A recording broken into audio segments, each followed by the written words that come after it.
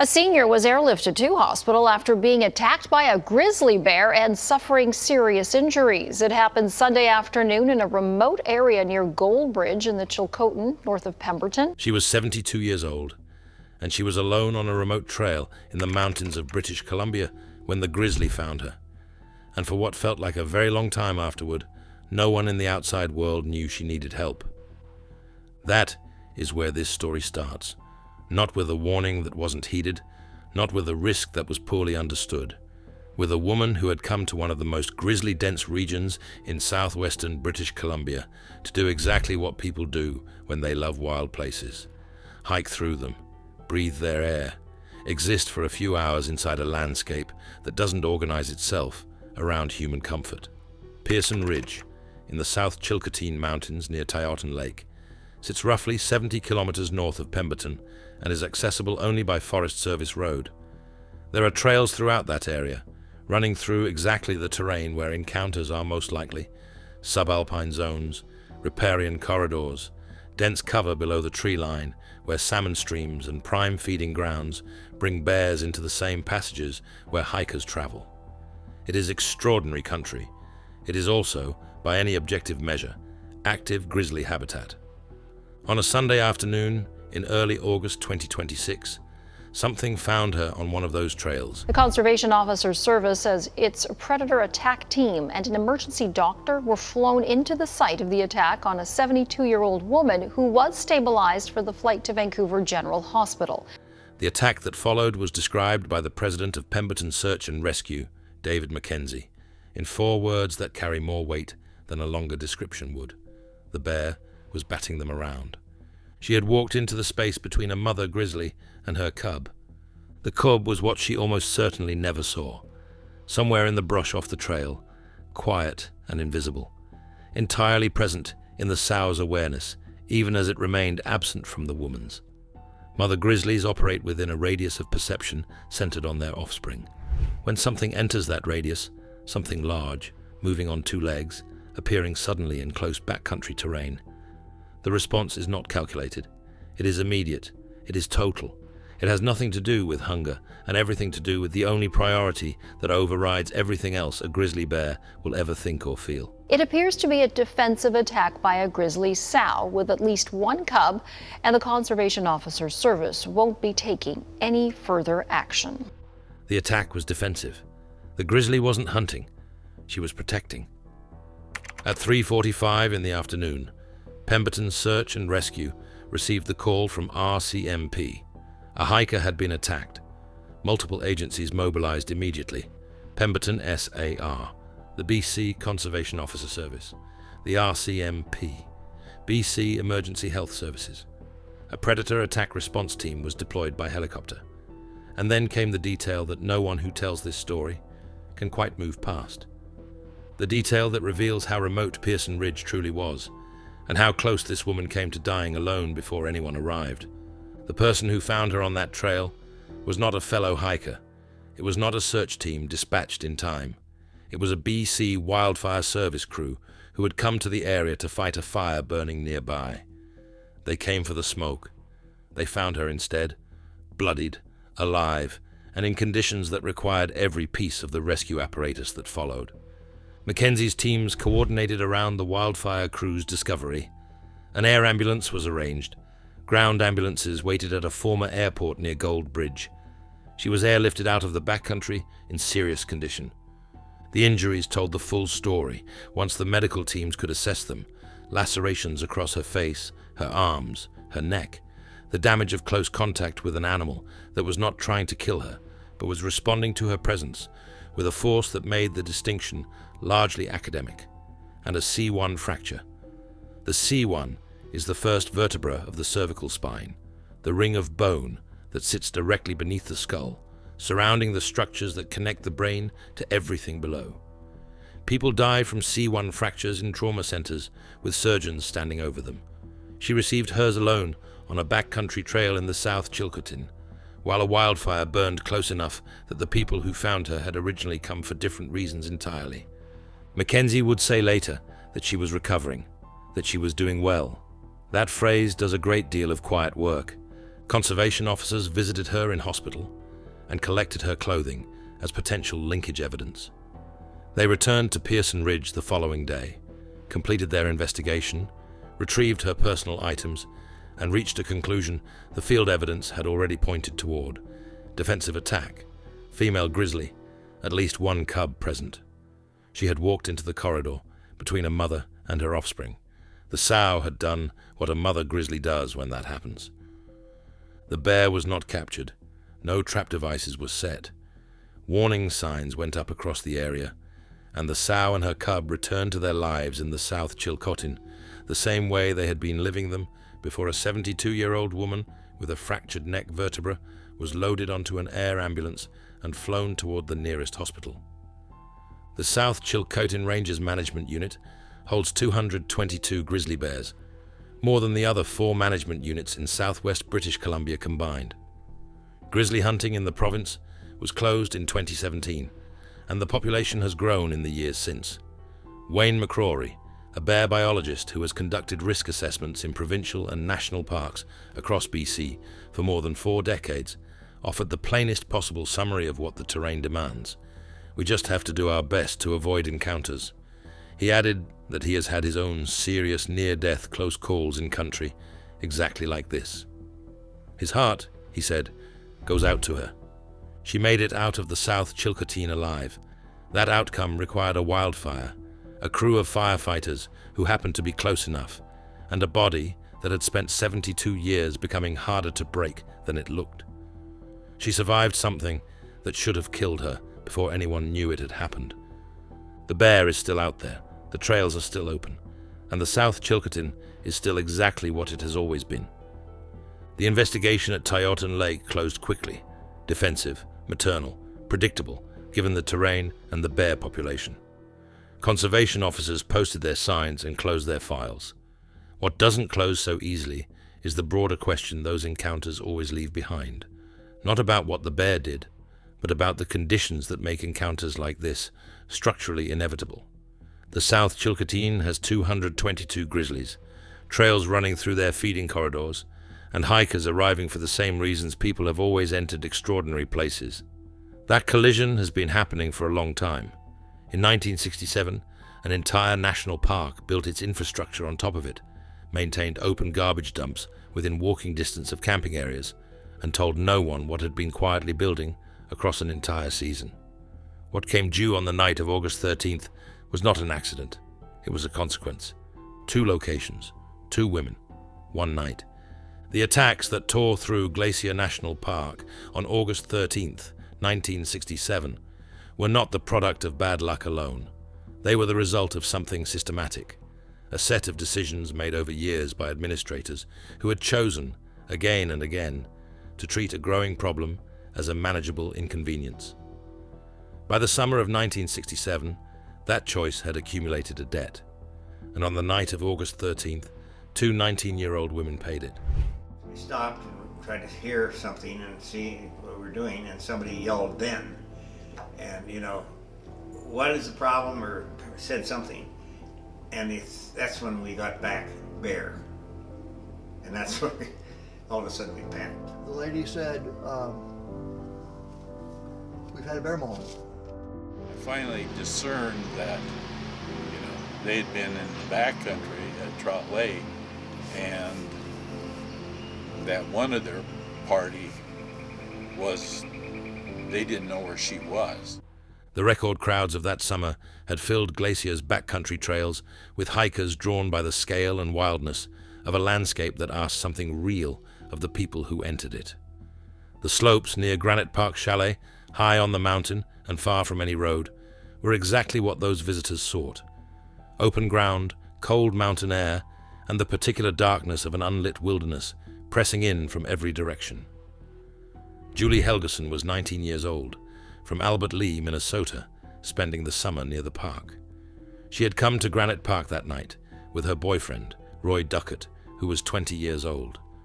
They had claimed a spot on the hillside, laid out their sleeping bags, and settled into the kind of night that makes the world feel fundamentally right.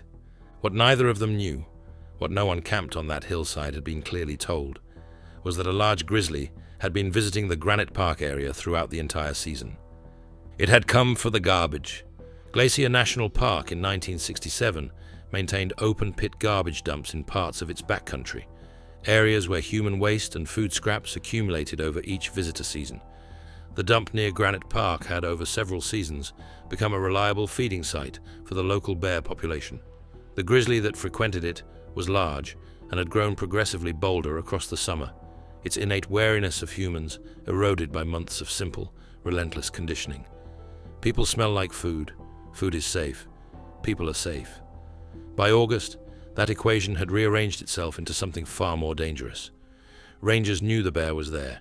Its activity had been documented. And still, the dump remained open.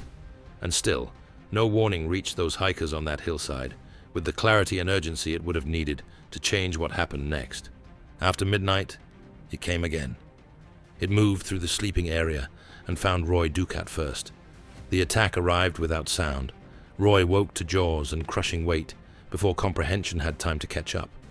He fought back with everything he had, screaming and thrashing against something massive enough to absorb the effort without flinching. And then, through some combination of his own ferocity and a momentary inexplicable hesitation from the bear, it released him and turned to Julie. The attack on Julie Helgeson was not brief. Her screams carried across the slope and reached hikers at every distance, some close enough to hear words, not close enough to stop any of it. Other campers came running from their sleeping bags. Hikers inside the chalet poured out into the dark. People threw rocks, raised their voices together, moved toward the source of the sound in the pitch black, knowing what waited there, because doing nothing felt unbearable. It wasn't enough. Without weapons, without a clear sight line, there was almost nothing anyone could do except stay close and hope their voices reached her. The screaming stopped. Roy reached the chalet and raised the alarm. A helicopter evacuation was organized as quickly as the terrain and the hour allowed. By the time anyone reached Julie, the bear had gone. She was alive. She was conscious. She could speak. She was evacuated from the backcountry in the early hours of August 13th, and she died before adequate medical care could reach her. She was 19 years old. Now, here is what separates August 13th, 1967, from every other night in the recorded history of America's national parks. While Roy Ducat was being mauled and Julie Helgeson was dying in the darkness near Granite Park Chalet, miles away on the other side of the park, in those same hours, on that same night, another bear was entering another campsite. At Trout Lake, a 19-year-old woman named Michelle Coons was camping with a group of friends. Like Julie, she had come to Glacier for the summer. Like Julie, she had found one of the most beautiful places on Earth and trusted, in good faith, that beauty and danger were not the same thing. The Trout Lake area had its own accumulated garbage, its own bear, its own months of conditioning that had produced an animal that no longer treated human presence as something to avoid. Michelle's companions scrambled to safety when the attack began, screaming her name from wherever they had managed to climb. She was dragged from the campsite. She did not survive. 2 attacks, 2 locations, 2 19-year-old women, 1 night. The National Park Service's response was comprehensive and lasting. Open garbage dumps were closed across the national park system. Food storage requirements were overhauled. Bear management protocols were restructured at every level. Jack Olson's 1969 account of the attacks brought the story to a national audience and put sustained pressure on an administrative culture that had, for too long, treated a preventable pattern as an operational inconvenience. The night of the grizzlies became a turning point. The moment the system was compelled to confront the full cost of what it had been enabling across an entire season. Roy Ducat survived. He has spoken about that night in the decades since, not with bitterness, but with the grief of someone who was present when something irreversible happened and could not close the distance in time. Julie Helgeson went to Glacier because she loved wild places and trusted them to hold her. She deserved to come home from that mountain. The reforms that followed August 13th, 1967, were real and meaningful. Dumps were closed, signs went up. The knowledge of what to do in a bear encounter, how to react, what not to do, how to give yourself any chance at all, became embedded in the culture of American backcountry travel over the following decades in a way it hadn't been before that night.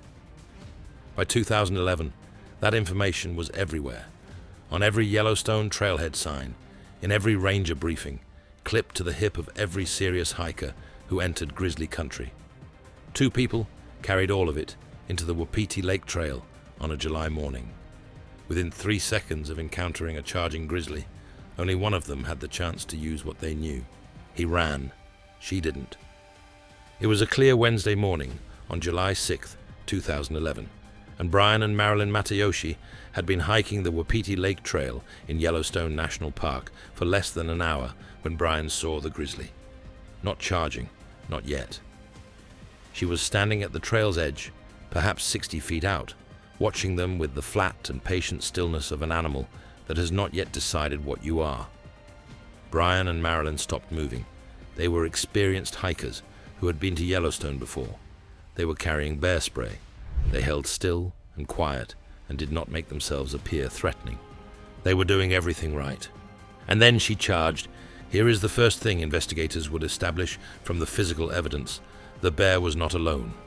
She was a sow, and her cubs were somewhere in the brush nearby, invisible from the trail, but entirely within the arc of her attention. The Matayoshis had walked, without knowing it, into the corridor between a mother and her offspring. In wildlife biology, this is a defensive encounter, a charge that has nothing to do with hunger and everything to do with the maternal imperative to neutralize a perceived threat. She had already decided before the distance started closing. She had already committed. She covered 60 feet before either of them could reach for their spray. Brian ran. Most retellings of this story treat that as a simple, correctable error. He panicked. He forgot the rules. He did the one thing you are not supposed to do. That reading is too clean. It doesn't account for what actually happens in that fraction of a second. The instinct to flee from a charging predator is not a failure of preparation. It is one of the most fundamental reflexes in the human nervous system, encoded across hundreds of thousands of years of evolutionary history, because running has, in countless contexts, kept people alive. In the fraction of a second between registering the charge and the moment contact becomes unavoidable, your body makes a decision before your conscious mind receives the information it needs to override it. You don't choose to run the way you choose a direction on a trail. It happens before choice. It happens faster than thought. Brian ran. The grizzly was faster. She caught him within seconds, because there is no version of that race where the outcome is different. And the attack was violent and fast. And here is the question this video has been building toward since the beginning. The one worth stopping to name explicitly, at the center of everything. He ran. She didn't. Marilyn Matayoshi dropped to the ground and pressed her face into the dirt of the trail and covered the back of her neck with her hands. She held that position, motionless, silent, every nerve in her body locked against every impulse she possessed, while the person she loved was being mauled within her field of vision. The phrase "playing dead" does almost nothing to convey what that requires. It sounds passive, as though it demands only the absence of motion. What it actually demands is a sustained act of will that runs directly counter to every instinct a human being has when the person they love is screaming feet away. Every nerve in Marilyn's body was firing the same signal. Get up, run, fight, do anything other than press your face into the dirt and wait. She overrode all of it. She gave the bear nothing to categorize as a threat. No sound, no movement, no signal. She became, through sheer sustained will, something the bear couldn't read as dangerous. After Brian, the bear came to her. It sniffed her. It pawed at her. It investigated the still, unresponsive shape on the trail the way a predator investigates something it hasn't fully categorized. And then, finding no aggression, no cue, no signal that this form on the ground posed any further threat, it left. Marilyn waited long enough to be certain the bear was gone. Then she stood up, walked until she found other hikers, and help was called. He ran. She didn't. Say it like that, and it sounds instructional, a clean either-or with a correct answer underneath. But put yourself on that trail. Give yourself the fraction of a second Brian Matayoshi had between registering the charge and the moment it arrived. Give yourself the speed and the weight of something irrevocable. closing across 60 feet. And then tell me whether the equation still looks simple. Brian was not reckless. He was not careless or underprepared. He was a man whose body responded to a charging predator the way human bodies have been responding to charging predators for 100,000 years. The difference between him and Marilyn in those seconds was not knowledge. They both knew the same things, had read the same signs, carried the same spray.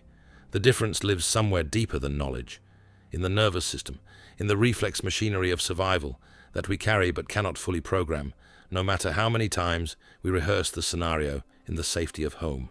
Brian Matayoshi was 67 years old. He had retired not long before the trip. He and Marilyn had come to Yellowstone because wild places matter, because standing inside a landscape that operates entirely on its own terms does something that nothing else can.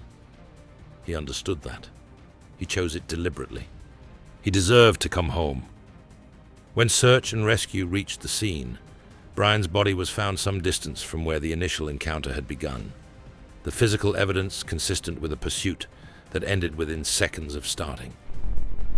The sow was identified through DNA collected at the scene. Officials determined the attack had been defensive, a mother responding to a threat that had entered the space between her and her cubs. She was not euthanized. Marilyn survived. She was treated for minor injuries. She has chosen not to speak publicly about what she experienced on the Wapiti Lake Trail. There is nothing to add. She made the hardest choice available to her in that moment, held it through something no preparation can fully anticipate, and walked out of those woods. Brian did not. Some people survive because the right knowledge reaches them in the moment they need it most. Some survive because something in them can hold completely still when the world is collapsing at close range. And then there is a category of encounter that sits entirely apart from both, one where preparation is not tested because it never gets the chance to arrive. Brad Treat had spent years working daily inside active grizzly habitat in northwestern Montana. He patrolled it, he managed it, he understood grizzly behavior not from pamphlets, but from fieldwork in the same terrain that produces encounters. On June 29th, 2016, in a forest he had spent years protecting, none of that knowledge reached him in time. On the afternoon of June 29th, 2016, Brad Treat rode his mountain bike into the Flathead National Forest and didn't come back. He was 38 years old, a law enforcement officer with the United States Forest Service, assigned to a district in northwestern Montana that sits inside some of the most active grizzly habitat in the contiguous United States. That was not background detail. It was the substance of his working life.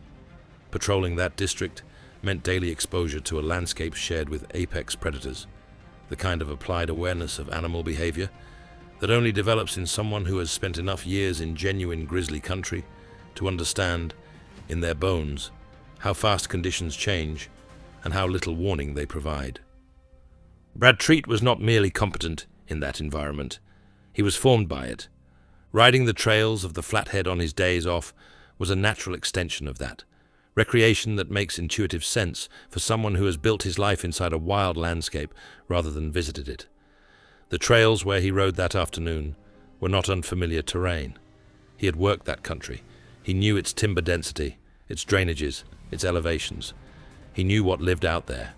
There were no witnesses. Everything established about June 29th comes almost entirely from physical evidence.